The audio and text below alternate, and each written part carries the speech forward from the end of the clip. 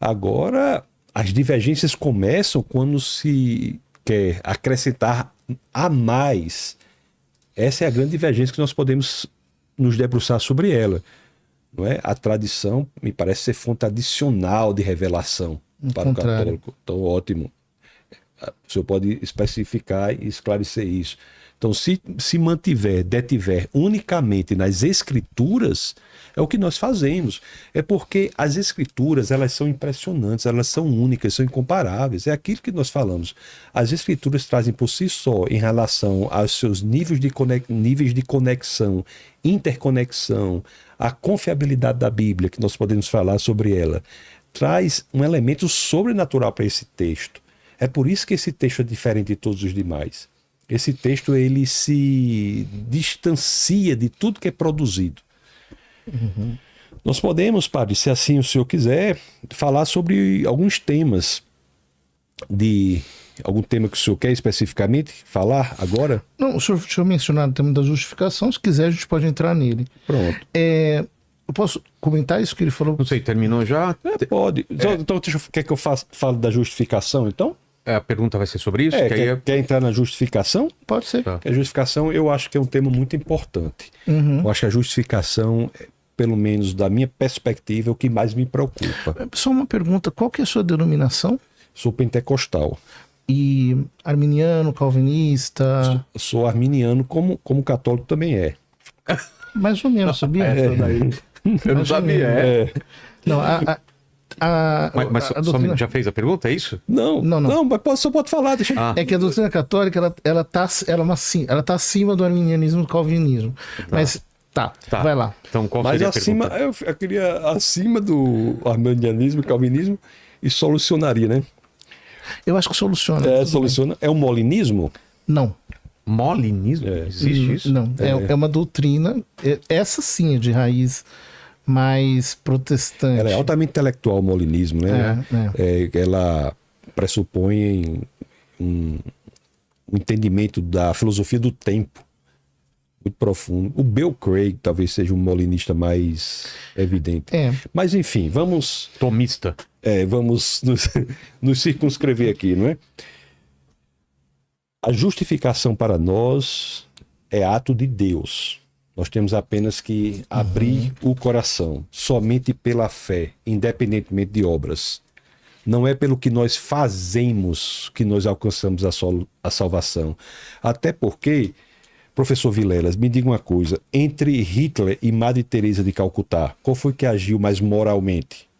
A Madre. Madre Teresa. Claro. Então, Madre Teresa está aqui, Hitler está aqui. Mas mesmo ela, Madre Teresa, não alcança o nível necessário para ser salvo, que é a perfeição. Por isso que todos, de Madre Teresa a Hitler, que são salvos, têm de estar em Cristo, porque ele é aquele que é aprovado. Isso é justificação. Tá. Nós somos justificados em Cristo, não por nós mesmos. E um exemplo que depois a gente pode se aprofundar, claro, de alguém que não fez boas obras e tem certeza 100% da salvação, é o ladrão na cruz. O ladrão não fez nada de bom, nem viria a fazer. Não poderia andar nas veredas da justiça porque seus pés estavam pregados na cruz. Não poderia vir a fazer boas obras porque suas mãos estavam pregadas na cruz. E aquele ladrão, Jesus de Nazaré, o Deus encarnado, olhou e disse: ainda hoje estarás comigo no paraíso. Padre. Tá. Eu só vou fechar umas portinhas que ficaram abertas do que veio antes. Perfeito. Essa coisa do Petrus Petra. O elemento central da confissão de Pedro e daquilo que Jesus diz em Mateus 16 é as chaves. Eu te entrego as chaves. Eu te entrego as chaves. Isso Jesus disse. Esse é Mateus 16, 18, padre? É. Mas Mateus 18, 18, ele entrega a chave para todo mundo. Certo. Porque todo mundo com a cópia da chave. Mas a Pedro, ele dá o papel de representar toda a igreja. Mas a chave vai para todo mundo, padre. Não. O que é ligado no céu será ligado no céu, que é a razão de ter a chave. É Mateus 18, 18, se eu não me engano. Não, peraí, calma. Mateus 16, Jesus diz: eu te entrego as chaves do reino dos céus. Tudo que ligares na terra, etc. Isso que você diz depois, tudo que ligares na terra será ligado no céu, tudo bem. Jesus diz em Mateus 18 a todos os apóstolos. Isso, é a mesma coisa. Mas a Pedro, exclusivamente, Jesus diz: eu te darei as chaves do reino dos céus. Ou seja, Pedro ele tem a prerrogativa de representar a igreja na sua pessoa, né? Inclusive Carson, que é um exegeta evangélico, concorda com essa interpretação de que Jesus está falando de Pedro ali. Só oremos pelo Carson. Bom, e depois a doutrina católica não entende tradição como uma fonte adicional. Ela entende tradição e escritura como uma fonte única. E isso é muito importante, porque conceber as escrituras como não oriundas da tradição sob inspiração do Espírito Santo significaria que elas cairiam do céu. E não é assim, né? Repita, por favor. A tradição, a Igreja Católica não tem como fonte... Não. O que eu estou dizendo é o seguinte, que tradição e escritura são uma única fonte. Tradição e escritura? São uma única fonte. Porque as escrituras surgiram da tradição e não o contrário. Senão eu tenho que acreditar que as escrituras caíram prontas do céu. E não foi o que aconteceu. Tema da justificação. Vamos virar a página. Mas assim, deixa eu me dar um parênteses. Agora, tradição e escritura são uma única coisa, isso aí... Uma única fonte. Uma única fonte exerce uma interpretação forte aí em cima, né? Porque escritura é o que o senhor tem aí, né? Tradição é o que se diz dela, né? Então, assim, deixando bastante claro, no português simples, escritura são os 66 livros da Bíblia para nós, o senhor tem mais 7 livros do Antigo Testamento, isso é escritura. Tradição é o que se entendeu dela. É isso que está errado. Porque a tradição apostólica antecede as escrituras. Os apóstolos primeiro pregaram, depois escreveram. Como é que o senhor soube que foi que eles pregaram? Ô, pastor, eu ia só pedir para deixar ele concluir e aí depois tem 3 minutos. Não, mas já aconteceu também por parte do padre, só pra gente ter uma dinâmica melhor aqui. Vamos lá. Vamos voltar ao tema da justificação. Tá. Né? Justificação. Desde 1999, eu acho que esse tema ficou um pouco no passado, a partir da declaração conjunta feita entre a Igreja Católica e a Igreja Luterana. Por quê? Qual ano? 1999. Certo. Né? Embora, assim, para a doutrina católica, aquilo que os evangélicos entendem da doutrina católica não corresponde à doutrina católica no que tange à justificação. Todos os evangélicos? Todos. Porque os evangélicos nos reputam pelagianos ou semi-pelagianos. Todos. E a doutrina católica não é pelagiana e nem semi-pelagiana. O Concílio de Orange, segundo, é o concílio em que o semi-pelagianismo é derrotado na igreja. Ora, a graça inicial, é o que nós chamamos de graça inicial, que é a graça da justificação, ela não pode ser merecida. Isso é doutrina que o Concílio de Orange determinou e é doutrina do Concílio de Trento também. O Concílio de Trento diz claramente que a primeira graça, a graça da justificação, não pode ser merecida. Trento, inclusive, não estou questionando não, só acrescentando. Trento, inclusive, anatematiza a sola fide, né? A só fé, somente a fé. Sim, no sentido de que... É ainda mais gravosa, né? O Trento. Veja bem, então vamos lá. Se você entende... Porque o problema de Lutero é que Lutero ele absolutizava de tal modo o princípio do sola gratia que até as boas obras do cristão feitas em graça de Deus eram entendidas como más. Há um problema antropológico, de teologia, de antropologia teológica na doutrina luterana, que aqui sim nós divergimos. Eu não defendo isso. Então, eu defendo que está nas escrituras. E aqui nós temos uma outra dificuldade que é importante. Você veja como que é difícil fazer um debate entre católicos e evangélicos, porque Porque o senhor quer que eu defenda Lutero? Não. Eu não estou dizendo isso. Eu estou dizendo assim, é que cada ramo exige uma abordagem. Uma resposta. A base está nas escrituras. Vamos debater com base nas escrituras. Mas, por exemplo... Vamos debater com base na Bíblia. Mas entre vocês há uma divergência muito grande. Vamos nós dois debater com base na Bíblia. Inclusive... Então, mas é isso. É que como você tem uma pluralidade de confissões... Então, por exemplo, ele está dizendo, eu não acredito na doutrina luterana de que as obras feitas em graça de Deus, elas são más intrinsecamente e não podem e não tangem a salvação. Ele está dizendo isso. Mas há quem acredite nisso. Né? Os luteranos hoje não acreditam mais. Os luteranos são diferentes de Lutero. Eles mudaram. Então, veja, este é o ponto fundamental. A graça inicial não pode ser merecida. Segundo, para fazer qualquer obra boa, o cristão necessita do socorro da graça divina. Concílio de Orange e Concílio de Trento. Ou seja, eu não posso fazer nenhuma obra boa sem o socorro e o auxílio da graça. Aonde é que está o ponto de discordância entre a doutrina católica e a doutrina evangélica nesse aspecto? É justamente o fato de que as boas obras feitas em graça de Deus, elas têm um valor sobrenatural. Ou seja, Filipenses 2,12, quando Paulo diz, trabalhai pela vossa santificação. Ou quando Jesus diz, esforçai-vos por entrar pela porta estreita. É santificação. Certo, mas as obras... é obra mesmo. Então... Mas não justificação. Então, esta é a doutrina católica. Agora, Lutero não acreditava nisso. E Calvino também não. Porque essas doutrinas são totalmente monergistas. Comentário. Olha, entre nós, entre os cristãos, o debate é com base nas escrituras. Então, assim, o que é necessário para a pessoa ser salvo? Falando de maneira básica sobre a questão da justificação. Nós encontraremos um ponto de interseção nas Escrituras, na Bíblia. Nós temos que ir para a Bíblia. Então, Romanos, no capítulo 3, por exemplo, no verso 28, eu não tenho procuração para defender Lutero, para defender Calvino, certo. Eu estou aqui para defender as Escrituras. Não tenho procuração para defender, ainda mais os próprios luteranos já mudaram o entendimento, como o senhor bem disse. Então, no capítulo 3, no verso 28 de Romanos, diz: concluímos, pois, que o homem é justificado pela fé, independentemente das obras da lei. Gálatas, capítulo 2, vamos lá. Capítulo 2, verso 16. Sabendo, contudo, que o homem não é justificado por obras da lei, e sim mediante a fé em Cristo, também temos crido em Cristo Jesus para que fôssemos justificados pela fé em Cristo e não por obras da lei, pois por obras da lei ninguém será justificado. Efésios. Obras da lei. É isso. É importante. Efésios.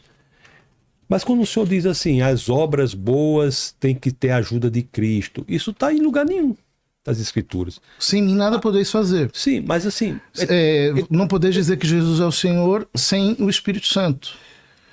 Efésios 2... ninguém pode fazer algo que não tenha lhe sido concedido por Deus. Está em João capítulo 3. Efésios, Deus permite tudo, né? O que é bom, o que é mal, isso é verdade. Eu concordo com isso. Tudo que acontece porque Deus permite. Embora eu não ache que nem tudo que Deus permite, Deus quer. Certo? Há coisas que Deus permite e não quer. Por quê? Porque Ele nos dá o livre-arbítrio. Nisso estamos juntos, né, padre? Nós estamos juntos, sim. O senhor defende o livre-arbítrio também, não é? Claro. Efésios capítulo 2, verso 8 a 9. Porque pela graça sois salvos, mediante a fé. E isto não vem de vós, é dom de Deus, não de obras. Aí não fala das leis, tá? Que o senhor pegou esse ponto. Não de obras, porque o problema da lei é que não fala das leis. Isso está em Gálatas, não é? É Gálatas. Eu estou lendo Efésios 2. Gálatas. Certo. Não de obras, para que ninguém se glorie. Aí vamos citar mais um aqui, só mais um. Tito, não é? Eu acho que Tito tem... Imagino que sim, Tito. É o último capítulo de Tito, 3, verso 5. Não por obras de justiça praticadas por nós, mas segundo sua misericórdia, Ele nos salvou mediante o lavar regenerador e renovador do Espírito Santo. Tiago 2,24, lê aí. Sim, é aquele das obras. Isso é interessante que o senhor está falando. Vamos ler. Eu vou ler. Aí nós vamos compatibilizar, que fala exatamente da justificação pelas obras. Aí vem a interpretação. Não é interpretação. Eu não vou interpretar nada, porque eu vou dizer como é que a gente faz. Tiago 2, 24 que fala aquilo para as obras, não é? Verificais com a pessoa justificada por obras e não por fé somente. Pronto. Aí o que é que nós temos? Aí nós temos o seguinte. Não, isso é muito interessante que o senhor trouxe. Coloca os dois versículos um ao lado do outro. Como compatibilizar? Porque a gente, quando vai estudar filosofia, ou vai estudar qualquer coisa, por exemplo, qual foi o livro mais citado do século XX? Foi As Estruturas das Revoluções Científicas, né? The Structure of Scientific Revolutions, daquele Thomas Kuhn. Foi o livro mais citado do século XX. Tem um artigo depois sobre esse livro de Margaret Masterman, que ela diz que tem 20 interpretações do termo paradigma. Então, o que nós temos aqui é o seguinte. É isso. Nós temos Tiago e temos essas outras interpretações. Como compatibilizar?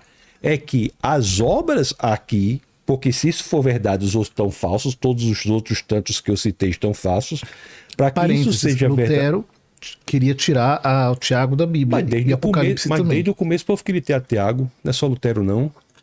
Desde o começo, o cano quando foi formado, nem Tiago, nem Apocalipse, as cartas de Paulo eram só 10, não foi só Lutero não. E se Lutero quis também, não tem um... Tá aí a prova de que a tradição antecede as escrituras. Mas a tradição não é romana. Certo. Se o senhor quiser dizer que tem tradição, eu não vou discutir. Tem tradição, mas como é que a gente sabe a tradição? Pelas escrituras. E é romana? Não, claramente não. E quem é que define as escrituras? Como o senhor mesmo está demonstrando. A formação, a do Antigo Testamento foi o Concílio de Jâmnia, no ano 90 depois de Cristo. Definiu. O Novo Testamento houve gradativamente uma progressão. Não é? O nome disso é tradição. Eu não sou contra a tradição, padre. Eu só estou dizendo que a tradição, ela se expressa nas escrituras. E as escrituras é que tem a expressão da verdade. Eu não sou contra a tradição, mas o catolicismo, o romanismo, não é detentor do que o povo dizia e não está escrito. Não é que você tem um ramo que dizia, eu sei o que o povo dizia antes das escrituras e era isso. Não é assim. O que está escrito, e aqui nós podemos ler passagens nas próprias Bíblias dizendo que elas são suficientes, que fora daquilo é algo que não deve ser feito. O que está escrito é o que nós sabemos, é o que está revelado. Certo, mas o senhor estava fazendo a compatibilização entre Tiago 2,24 e as demais afirmações de Paulo. Então, como é que se pode compatibilizar isso? Ou se diz que tem uma contradição, ou se compatibiliza. Como é que qualquer livro, de qualquer área do saber nós fazemos? Para compatibilizar, já que uma está dentro da outra, aquela que está dentro se mantém, a outra tem de se entender. Como é que se diz que a fé genuína se expressa nas obras? Porque se a obra fosse necessária para a salvação, o ladrão não seria salvo. Essa é a doutrina católica. Então o ladrão não seria salvo. Então é só pela fé, então. A doutrina católica diz que a primeira graça só pode ser recebida pela fé. Então a obra não importa para a justificação, então? Para a justificação, não. O homem não se justifica. Então estamos juntos. O homem então, se a obra não importa para a justificação, não importa para a salvação, é a mesma coisa da gente. Só que o problema qual que é? É que no processo... É bom saber isso. A graça inicial é dom puro de Deus. Inclusive a igreja diz o seguinte, que a graça inicial é dom puro de Deus, a justificação. Segundo, aliás, é unilateral, só Deus justifica. Certo. Segundo, que a graça final também é dom puro de Deus. Isso é uma coisa muito importante. O Concílio de Trento, inclusive, diz que é pecado presumir da salvação, pecado contra o Espírito Santo. Mas Trento não ataca o sola fide? O somente neste a fé? Sentido que nós estávamos falando. Não, padre, veja bem, vamos ser, para o povo não entender errado. O senhor diz o seguinte, o senhor está dizendo que a fé genuína... Só a fé é suficiente para a salvação, é isso? O senhor disse que a fé genuína, ela se expressa nas obras. Correto? Correto, mas não é necessária para a salvação. Não é necessário para a salvação? Como assim? As obras ou a fé? As obras, o caso do ladrão. O ladrão foi salvo sem obras. Ué, ele confessou a fé em Cristo. Mas veja bem... Não, o ladrão, mas não é claro? O ladrão confessou a fé em Cristo e morreu. Como é que eu sei que ele foi salvo? Ainda hoje estarás comigo no paraíso. Mas antes disso... Antes disso? Tua fé te salvou. Não. O que ele fala? Jesus, lembra-te de mim quando estiveres em teu reino. Não, isso é a oração. Ou seja, dele, né? A fé produziu nele a confissão. Não, pá, eu sou a favor. O Romanos diz, tem que confessar com a boca e crer com o coração. A confissão é obra. Isso é obra? A confissão é obra? A confissão é obra, claro. Então é essa obra que é necessária, se for a gente tá igual. Porque se a obra que o senhor está falando é confessar, aí tá certo. O que é necessário para a salvação? Se a confissão for a obra, se a obra for a confissão, então a gente é a mesma coisa. Certo, mas onde está o problema aqui? Sim, se for isso aí... Então, por isso que eu digo, a gente tem que pegar a questão, tem que pegar o rabo da coisa, né? É como se pegasse um rabo de uma cobra. Você tem que pegar assim. Então, veja bem, o senhor disse que a fé genuína se expressa nas obras. Isso é o que o apóstolo Tiago diz. Isso é doutrina católica. Não, e da Bíblia bíblica também. Que é a doutrina católica. Ora, mas assim, a obra é a confissão. Quando Trento diz, quando Trento condena a doutrina do sola fide, é no sentido exclusivo, ou seja, como se as boas obras não fossem necessárias. Mas eu não acho que confissão é obra. O que, na sua opinião, eu acho que é uma interpretação com a qual eu não concordo, mas que nos torna iguais, porque o senhor está dizendo que a pessoa confessar é uma obra. Mas é claro que é uma obra. O que é? Uma obra. Então a única obra que é precisa é a confissão. Não. A pessoa fazer caridade, por exemplo, não é necessário. Toda confissão é obra, nem toda obra é confissão. Quando Jesus, no capítulo 25 de São Mateus, parábola do juízo final, ele separa as ovelhas dos cabritos, ele não separa pela confissão de fé. Aí a fé não é necessária para a salvação? Vamos falar sobre o sacramento. Porque está muito confuso, viu, padre? Não está confuso não. Está bem claro. Não é melhor a gente ir para a terceira pergunta? Não, porque senão a gente não fecha. Tem que fechar esse assunto, tá? Padre, o sacramentalismo, porque não é só confissão, não vamos mudar ainda, não. Vamos ficar aqui. São batismo, eucaristia, confissão, não é isso? Jesus, capítulo 25 de São Mateus, parábola do juízo final, ele diz: vinde benditos de meu Pai, porque eu tive fome e me destes de comer. Porque eu tive sede e me deste de beber. O que eles disseram?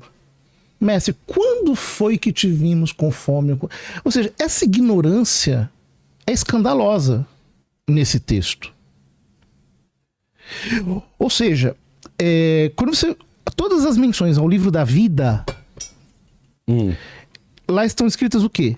Obras. Mas não como critério para justificação, padre. Isso aqui é o senhor que está dizendo. Não. Mas aqui como critério para justificação. E o ladrão? Como critério para justificação no sentido de que a graça inicial não pode ser merecida. Mas depois que o homem é justificado, as boas obras têm valor sobrenatural. E isso está provado nas Escrituras, senão não seria necessário. Tem valor, claro que Lutero dizia que crê forte, mas peca... Aliás, peca forte, mas crê mais forte ainda. Porque ele tinha essa ideia de que é só a fé, é só a fé, é só a fé, portanto vai pecando, vai fazer... Não é o que as Escrituras dizem. Então, este sola fide é condenado pela igreja. Se o senhor está atacando Lutero, fica à vontade. Mas é porque o Concílio de Trento está respondendo a Lutero. Eu quero saber do ladrão na cruz. Ele confessou. Sim, aí o senhor está dizendo que a confissão de uma pessoa é obra. Claro então, que é. Aí, veja bem, confessar é obra. Eu não acho que confessar seja obra, mas eu acho que para confessar a Bíblia diz que você confesse com a boca e crê com o coração.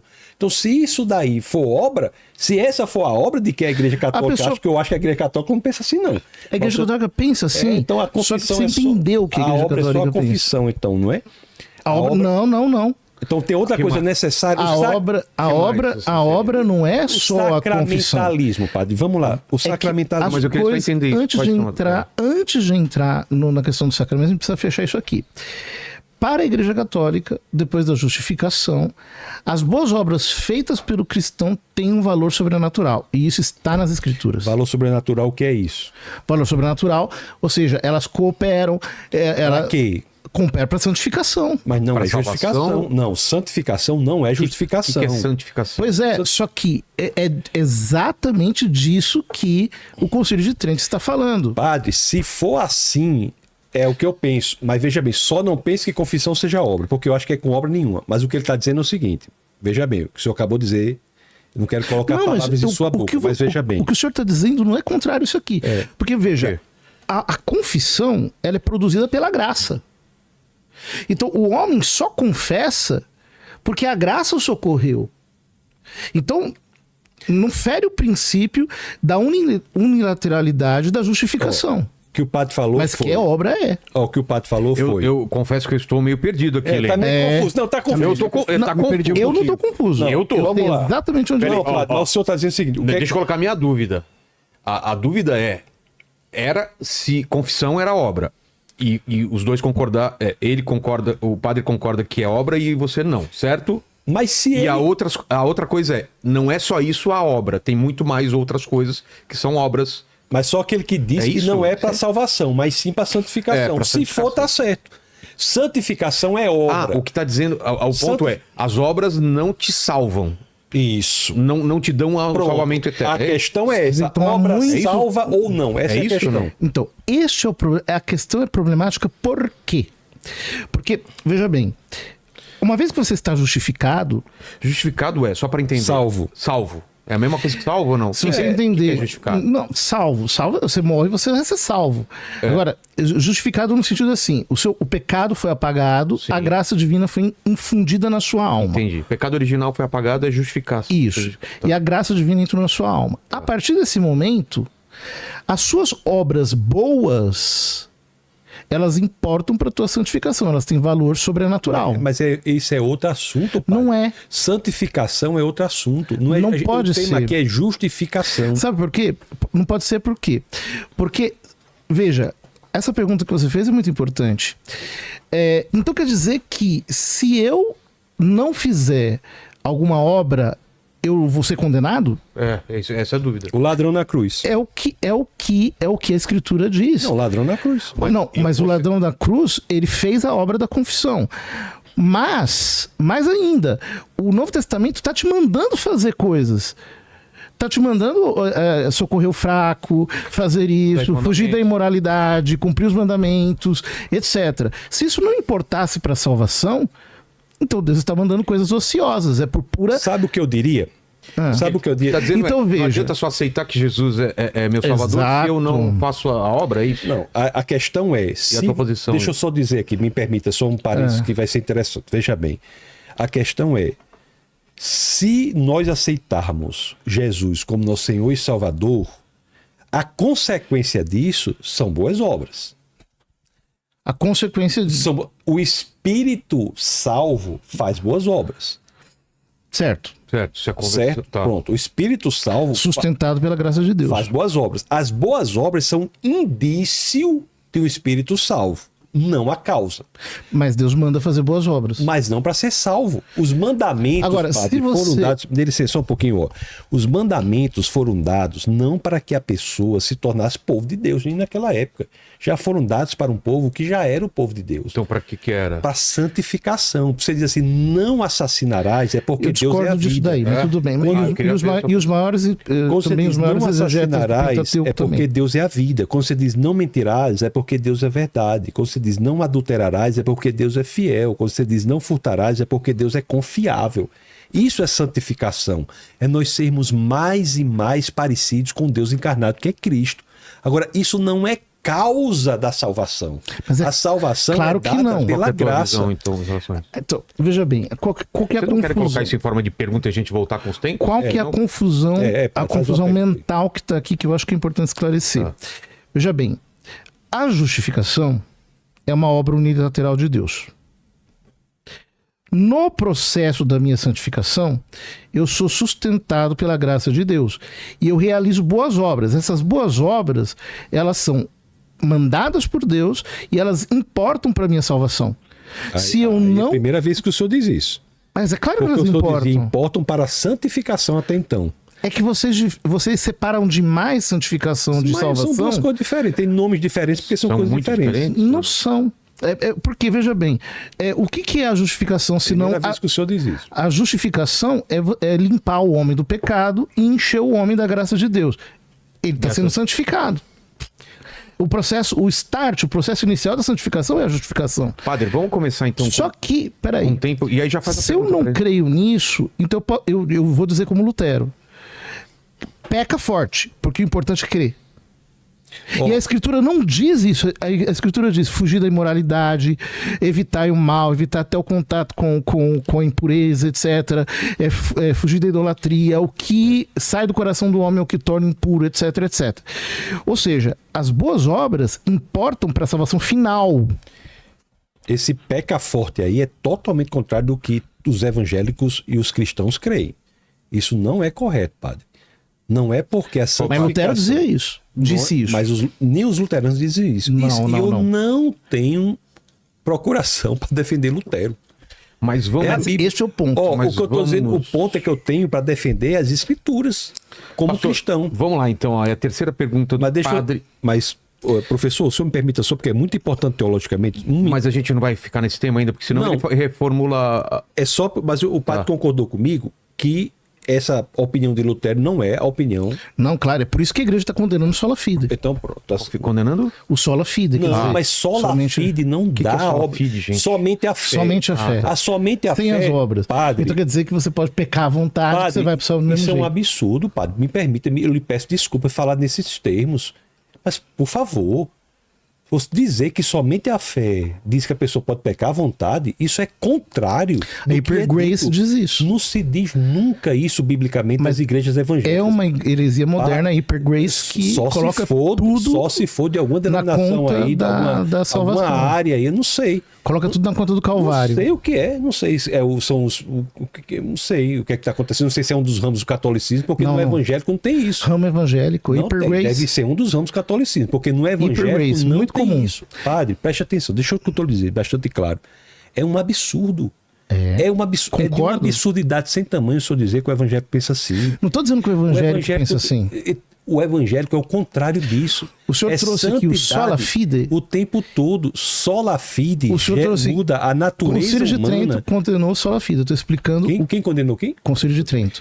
Sim. Condenou o sola fide. Eu estou dizendo, o Concílio de Trento condenou o sola fide nestes termos. Foi um espantalho. Ponto final. Foi um espantalho. Foi um espantalho. Porque agora, jamais o evangélico diz que em razão da sola fide a pessoa pode pecar. Isso é um espantalho.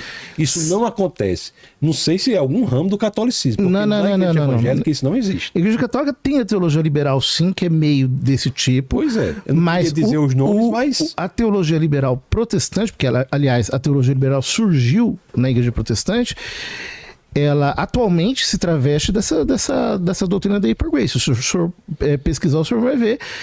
E os que professam a doutrina da Hyper Grace acham que tudo faz. Você pode fazer o que você quiser, desobedecer os mandamentos. Isso não se é você Bíblia. Crê em Jesus. Isso não é Bíblia. Já tem uma pastora por esses dias. Fuma maconha, mas crê em Jesus. Nossa. Usa droga, mas crê em Jesus. Não larga Jesus. Tem of the King the Power. Tem umas coisas absurdas. Então, assim, eu acho... Mas é Hyper Grace, é uma doutrina. Não, eu acho assim, se o debate for nesses termos, porque o senhor conhece um pastor que fala isso, não é um. Eu posso conhecer alguns pastores que fazem coisas que não são bíblicas. Então, eu não acho é que esse não é o debate. Eu conheço o padre, doutrina. A gente pode falar da Bíblia, que é melhor, né? Vamos lá, pastor. Então, 3 minutos para algum comentário e pergunta para o pastor. É a terceira pergunta sua. Do padre. Para mim? Sua. Não, você fazer uma pergunta para ele. Eu acho que nós entramos aqui, o senhor quis entrar no tema dos sacramentos.